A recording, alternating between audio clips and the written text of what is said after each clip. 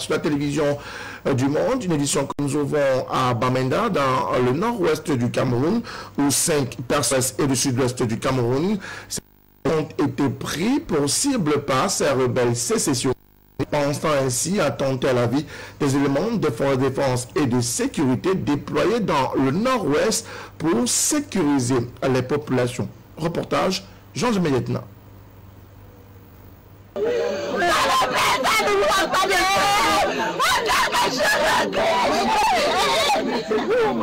Émoi et consternation des familles des victimes de la tuerie de Mai 90, un quartier du village Songwa, à Bamenda, dans le chef-lieu de la région du nord-ouest Cameroun.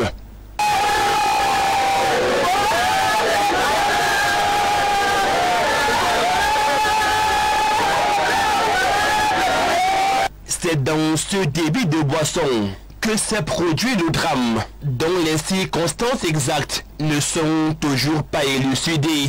Selon des informations glanées sur les lieux, les militaires sont arrivés dans ce bar plus tôt dans la soirée et ont consommé des bières, payé leurs factures avant de repartir en laissant d'autres clients dans cette buvette. Et quelques minutes après le départ des forces de défense et de sécurité, des hommes lourdement armés, non identifiés, ont pris d'assaut le même bar. Tenu en respect, les disciples de Bacchus qui s'y trouvaient, ces hommes armés, ont ouvert le feu sur la base des informations selon lesquelles les militaires s'y trouvaient encore et des sources hospitalières. Le bilan de cette fusillade fait état de 5 morts, tous des civils, dont 3 hommes et 2 femmes, et des blessés graves, internés à l'hôpital de Bamenda.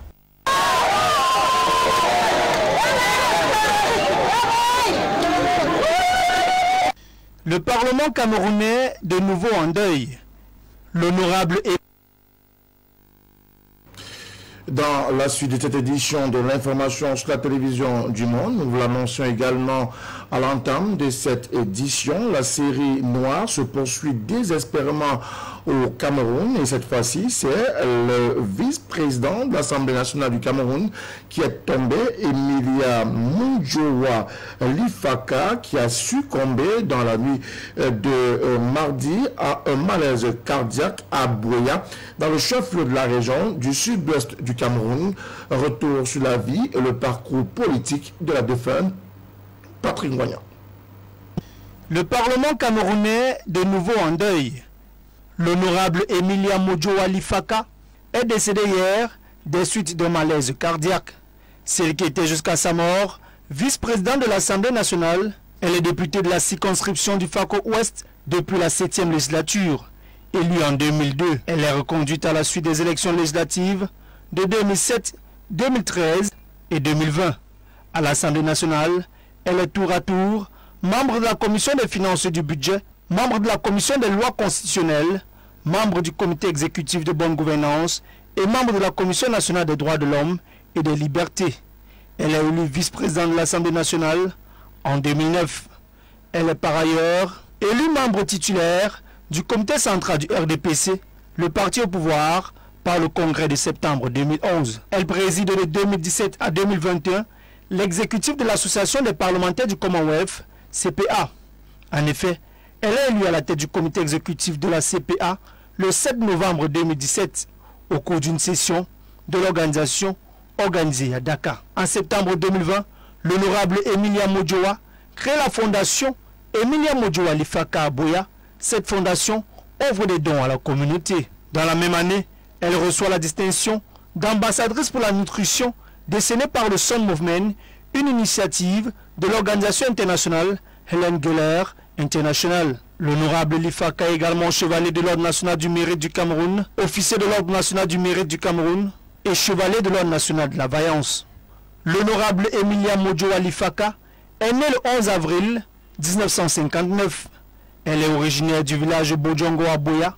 Elle fait ses études universitaires au Royaume-Uni, puis aux États-Unis, et obtient un diplôme en secrétariat et en études commerciales au Grand Secretarial College à Londres, puis un diplôme en gestion administrative de l'université du Cameroun pour parler de société et précisément du pont de Zem à Bengui dans le département de la Momo, région du nord-ouest du Cameroun. Le dit pont est de nouveau fonctionnel et opérationnel, détruit il y a quelques mois par les troupes séparatistes. Les jeunes de Bengui ont réhabilité le dit pont bien public aux côtés du maire de la localité, Patrick Ngoignan, Israël Pierreto.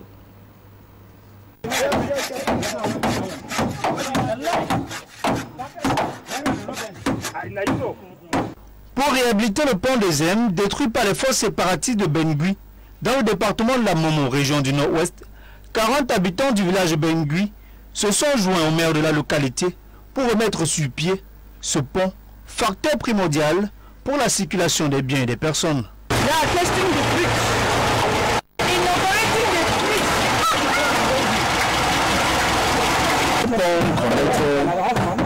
Les villages, tous les mêmes villages, même d'autres arrondissements de Ndjipa, arrondissement de Andek, sont tous ici. Mais il y a ici Ndjinibi, il y a Gounoku. Quelles sont les activités économiques ici? Tous les gens font le charme, donc sur le charme. On voit le parmi que tu as vu.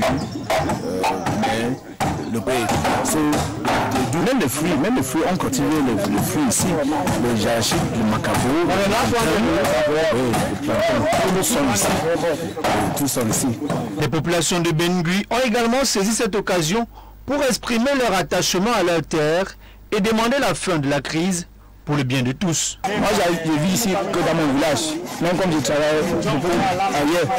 Mais étant le pont et les écoles, ça ne peut pas donner la forme de cette guerre.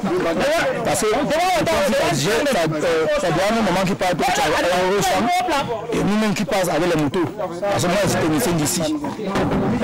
On va pas que le pont, ça va nous donner une solution.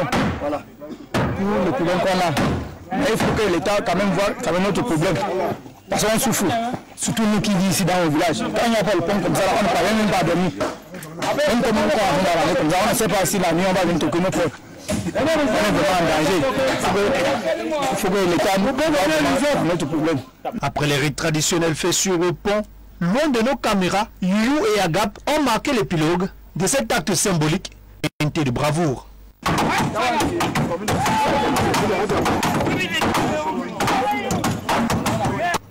Nous parlons également de politique dans cette édition de l'information et précisément de ce nouveau venu dans l'univers politico-administratif camerounais, à part l'alliance républicaine mise en place par Célestin Djamen. Celui-ci, acteur politique de premier plan, ancien membre du SDF et du MRC, a tenu à présenter au grand public la vision et surtout les projets de cette nouvelle formation politique dont il est le président national.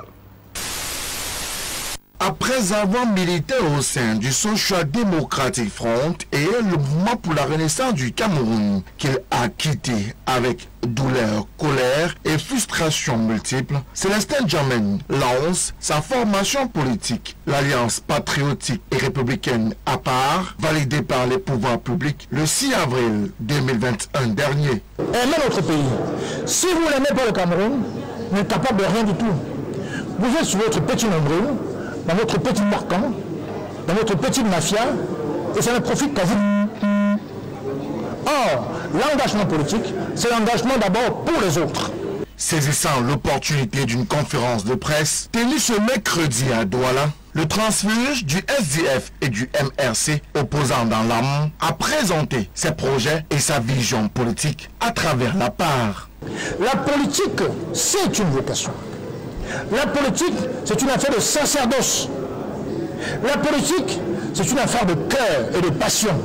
Et si on n'y met aucune passion, si on ne met pas de cœur, on ne va à rien, on ne va nulle part en politique. La première ressource, c'est d'abord la foi en soi. Croyez en vous, croyez en APAR.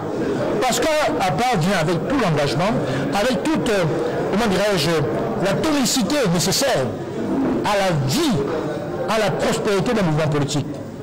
Et nous penserons donner la pleine mesure de part dans 4 ans. En précisant que sa formation politique n'est pas là pour jouer la figuration, Célestin Djamène dévoile ainsi ses ambitions pour les prochaines échéances électorales.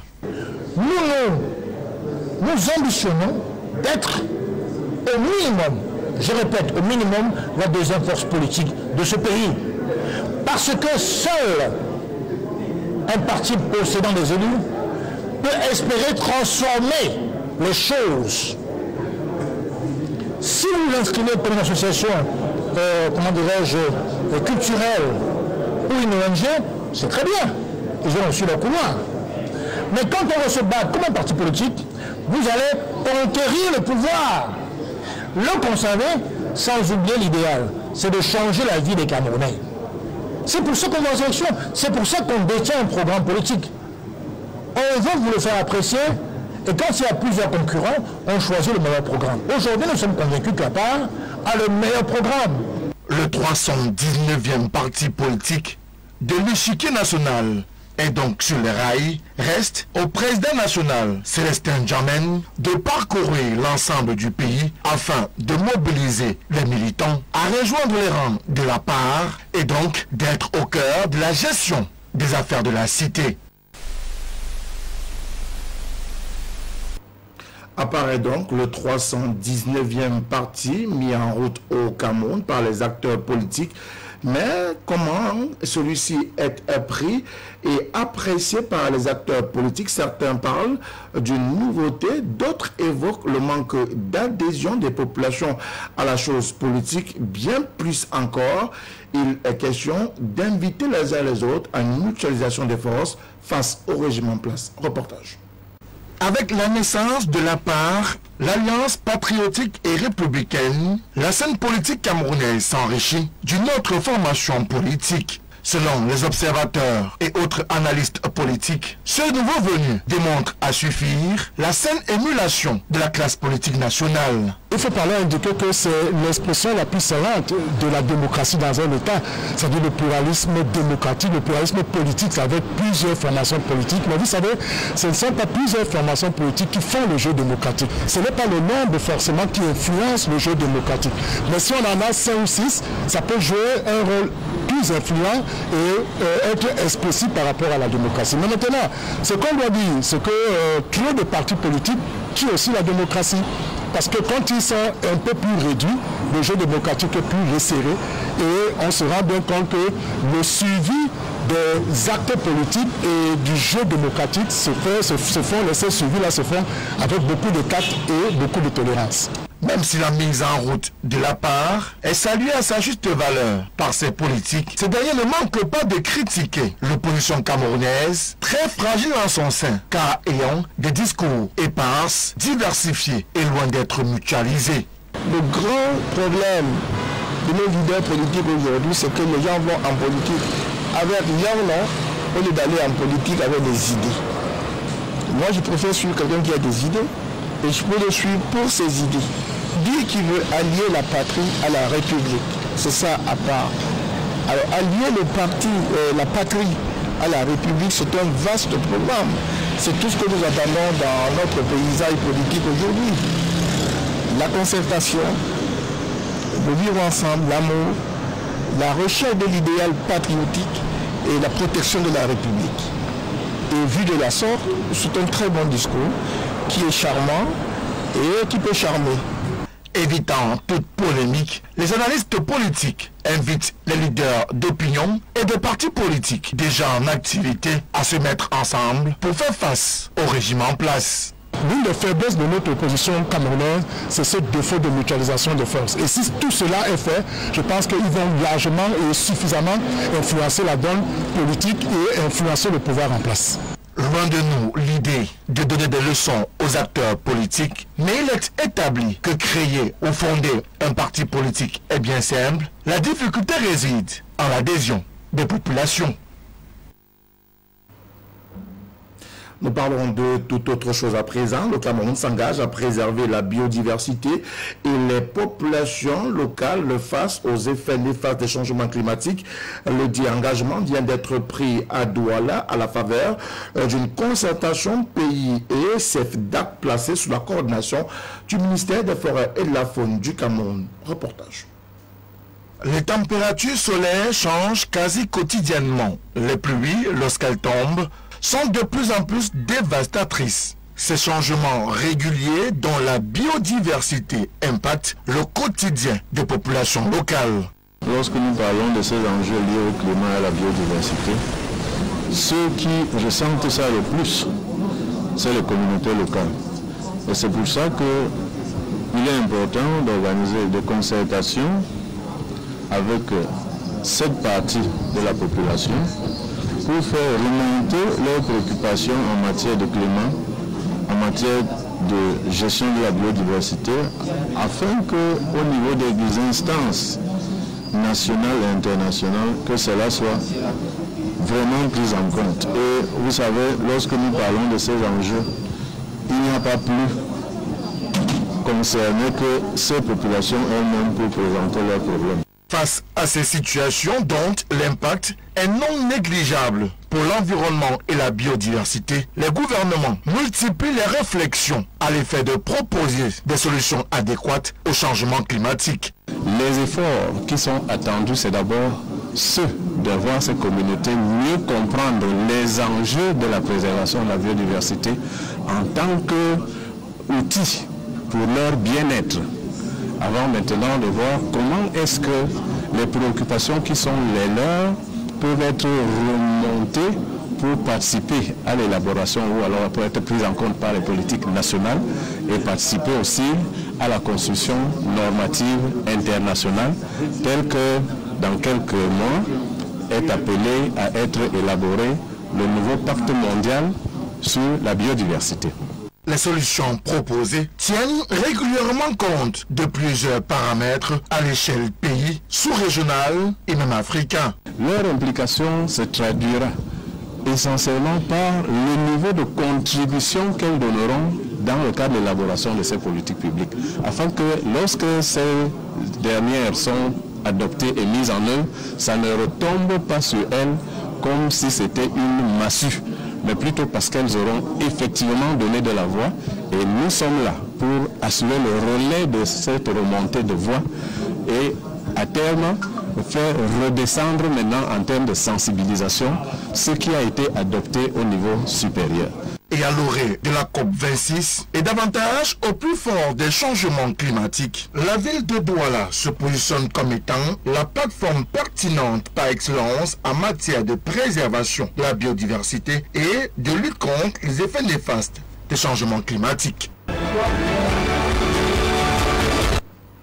Nous avons également le volet santé dans cette édition de 19h45 sur la télévision du Monde, le budget de l'hôpital régional de Bafoussam pour le compte du deuxième trimestre d'année budgétaire 2021 connu. Il a été adopté lors des travaux du comité de gestion de cette institution hospitalière. Les travaux étaient conduits par Roger Tafam, maire de la ville de Bafoussam, par ailleurs président du dit comité Patrick Guagnon et Herbert Kwame. Le business plan de l'hôpital régional de Bafoussam au titre du deuxième trimestre de l'année 2021 d'un budget de 652 millions de francs CFA permettra de renforcer l'hygiène et l'assainissement de l'hôpital régional de Bafoussam, réactiver le comité local de lutte contre la corruption et mettre en œuvre le plaidoyer pour l'affectation des médecins spécialistes. Voilà entre autres les résolutions adoptées lors des travaux du comité de gestion de l'hôpital régional de Bafoussam pour le compte du deuxième trimestre de l'année 2021. Nous avons pris plusieurs résolutions, en tête desquelles l'acceptation des différents dons qui ont été remis au directeur de l'hôpital et nous l'avons autorisé à utiliser ces dons. Les quelques priorités que nous avons, c'est de renforcer les spécialistes dans cet hôpital. Notamment, il nous faut un traumatologue, il nous faut un rhumatologue, il nous faut un autre gynécologue.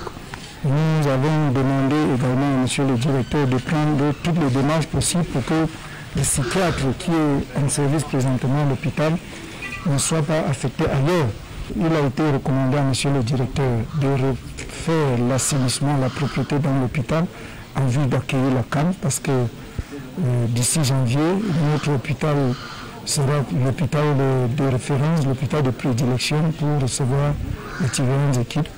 Et il est question que nous soyons aux normes internationales. Les travaux ont permis de passer au peigne fin les activités menées pendant les 3 premiers mois de l'année 2021, de présenter tous les dons reçus par l'hôpital régional de Bafoussam pour la lutte contre le coronavirus. Il est question pour les mois à venir de continuer à offrir aux populations de Bafoussam et de ses environs des soins de qualité, souligne le directeur de cette formation sanitaire. L'hôpital régional de Bafoussam se porte bien. Nous avons des défis certes, mais j'ose dire que vu par rapport au trimestre passé, la fréquentation de l'hôpital a augmenté. Nous espérons, nous souhaitons et nous supplions la communauté de sentir à l'aise de venir à l'hôpital, que l'hôpital régional de Bafoussam reste le centre de référence, le personnel est prêt. Je dis toujours que nous sommes un hôpital public et le but d'un hôpital public n'est pas de faire de bénéfices financiers. Nos bénéfices financiers se mesurent en termes de la qualité de services sanitaires que nous donnons à la population. Le comité de gestion a félicité et encouragé l'équipe dirigeante de l'hôpital régional de Bafoussam et l'ensemble du personnel soignant pour la prise en charge de toutes les pathologies, dont la Covid-19, et les a exhortés à accentuer la sensibilisation pour une adhésion massive à la vaccination contre le coronavirus en cours.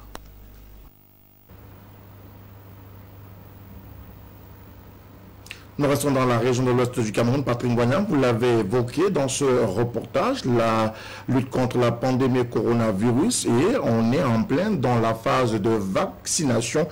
D'ailleurs, la ville de Bouda, dans les Bamboutos également, est rentrée dans ce vaste chapitre et cette vaste campagne de vaccination au vaccin Sinopharm. D'ailleurs, c'est l'esplanade du district de santé de Bouda qui a servi de cadre à la cérémonie de lancement de la campagne de vaccination présidée par le premier adjoint préfectorial des Bamboutos, John Peter Nka et Rostand Difo. Je dirais donc que c'est un privilège. La Cour des services de district de santé de Mbouda a servi de cadre la cérémonie de lancement de la campagne de vaccination contre le Covid-19. Une cérémonie riche en sons et en couleurs, avec la présence significative des autorités telles que le premier adjoint préfectoral, les maires, les sous-préfets, les chefs de service et bien sûr le personnel soignant. Et pour ce district de santé, ce seront 200 doses de vaccins Sinopharm qui seront destinées aux populations en attendant qu'elles soient complétées. 200 personnes, parmi lesquelles le chef de service du district ont reçu leur première dose en attendant la deuxième. Une satisfaction pour ce dernier qui conseille les uns et les autres de mourir de vaccin que de mourir de maladie. C'est le district de santé de Bouda, nous avons reçu 200 doses de vaccins. Donc il reste 200, donc les 200 doses là, c'est pour inoculer à 200 personnes et on a préservé à la région 200 doses. Donc c'est les mêmes gens qui ont pris la première dose qui prendront la deuxième dose. Donc au total c'est 200 doses, donc dose 1 et dose 2. Mais en ce qui concerne aussi l'inquiétude des gens pour la prise de ce vaccin, je voudrais dire ceci, je préfère mourir de vaccin que de mourir de Covid. Un exemple bien suivi par Gisèle Tchangui, la mère de la commune de Babadjou, sur ses 2 pieds après avoir reçu son vaccin. Vraiment, ce que les gens disent, après avoir pris la dose, me voici sur mes 2 pieds, je ne sens aucun malaise.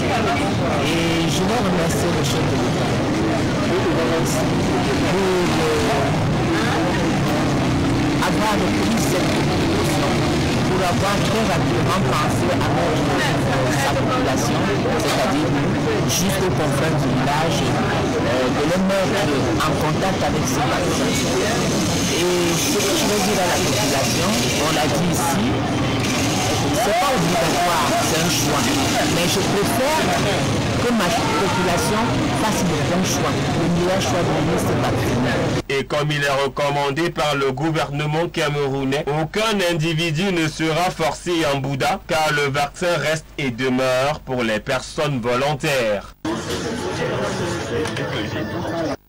Toujours en santé, la pandémie Covid-19 a des effets néfastes sur les fidèles musulmans en cette période du mois du jeûne de Ramadan. Au-delà du fait de l'accélération soudaine de la pandémie, l'une des principales situations est la réduction du pouvoir d'achat des citoyens. Les précisions de Boubacar Moussa. L'accélération soudaine de la pandémie du Covid-19 n'en finit pas d'avoir des conséquences sur le quotidien des populations. Aucun aspect de la vie ne pouvant se prévaloir d'être épargné, le jeûne du mois de Ramadan, qui bat son plein en ce moment, vit au rythme de la pandémie. À la délégation régionale du commerce, ce n'est pas encore l'embouteillage traditionnel observé à la vente promotionnelle. On sait tous que le corona a un impact négatif, donc et que même si l'impact n'est pas tellement ressenti, il y a un impact sur les ventes. Autre lieu de vente, même scénario, le marché Banadji, où la fièvre acheteuse en pareille période a cédé la place à l'austérité.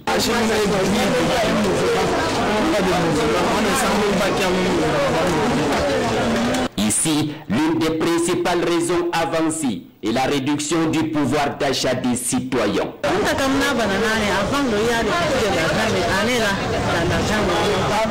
que ça dit, les poissons pour les 5 000, avant de payer même 10 000, même 15 000, 20 000, mais là, c'est dur. En attendant que la situation s'améliore, quelques citoyens choisissent de faire leur marché à la foire promotionnelle avec une réduction des prix qui varie entre 50 francs et 100 francs CFA. Nous venons habituellement acheter la viande ici parce que c'est une viande promotionnelle et de qualité. Et non seulement le prix est abordable, comme moi, j'ai acheté la viande sans os et le kilo c'est 2000 francs par rapport aux boucheries en ville qui est de 2500. Donc je trouve que leur viande est bonne et le prix est abordable. Malgré une situation difficile qui s'impose à tous, l'élan de générosité et de charité pendant ce mois béni de Ramadan permet à plusieurs familles de joindre les deux bouts. Nous vous l'annoncions à l'entame de cette édition de l'information du soir sur la télévision du Monde. Germaine Abiba Aïdjo, l'ex-première dame du Cameroun, a été conduite à sa dernière demeure ce mercredi. L'inhumation a eu lieu au cimetière de Yoff. C'était dans le strict respect de la religion musulmane, surtout dans un contexte de pandémie Covid-19. Décédée ce 20 avril 2021 de suite de maladie, Germaine Abiba Aïdjo a été conduite à sa dernière demeure ce mercredi 21 avril 2021 au cimetière de Grand Yoff à Dakar au Sénégal.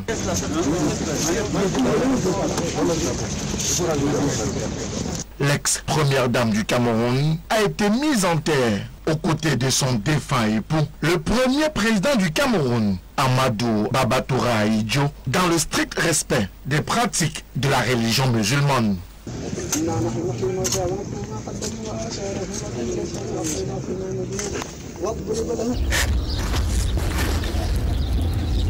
Hors du Cameroun depuis le coup d'état manqué du 6 avril 1984, Amadou Aïdjo et Germaine Abiba Aïdjo étaient en exil à Dakar au Sénégal, leur deuxième patrie où ils reposent désormais en paix.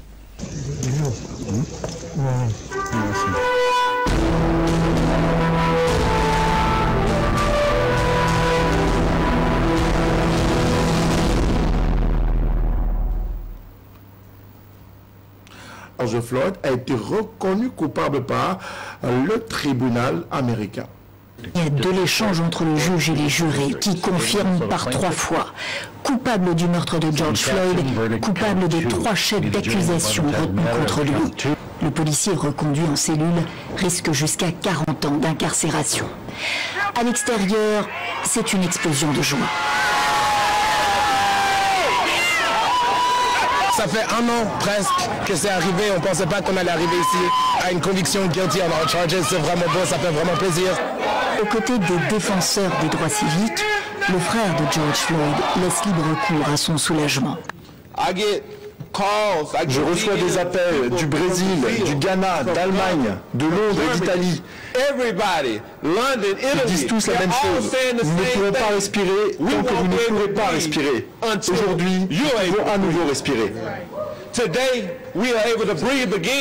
L'avocat de la famille Ben Crump enchaîne. Que cela soit le précédent où nous nous hissons à la hauteur des grands idéaux et des promesses lorsque nous disons liberté et justice pour tous. Le travail n'est pas terminé, affirme le président Biden qui commente lui aussi le jugement, sortant à nouveau de sa réserve.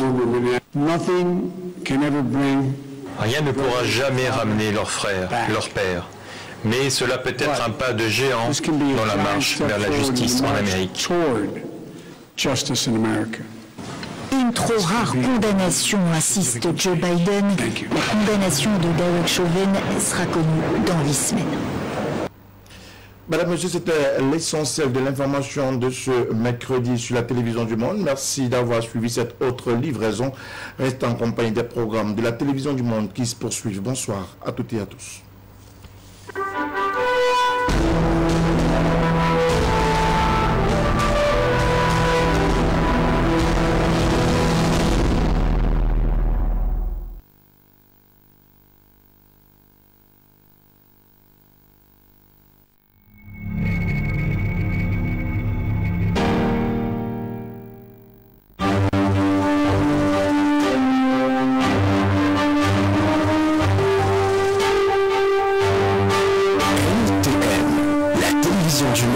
Inspiré par vous. Tout le monde sait que Katsu est comme un fidèle chrono. Alors qu'est-ce qu'il va faire? C'est vrai, mais Katsu c'est un homme et c'est normal par le pardon. Attends, tu es sérieuse là? Qu'est-ce que tu trouves de normal là? En quoi est-ce que l'infidélité de l'homme est considérée comme quelque chose de normal? Dites que vous êtes qui? Je suis Chichi, l'épouse de Jimichi. Et vous? Son épouse.